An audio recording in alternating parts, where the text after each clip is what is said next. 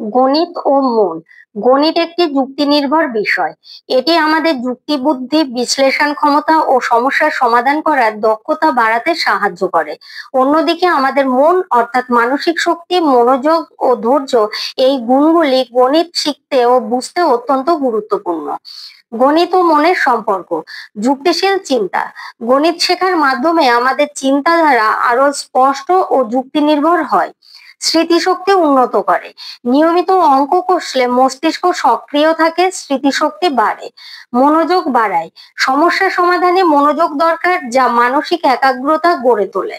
ধৈর্য ও অধ্যবসায় শেখায়। কঠিন অঙ্ক কষতে গিয়ে আমরা ধৈর্য ধরতে শিখি, যা জীবনের অন্য ক্ষেত্রেও সাহায্য করে।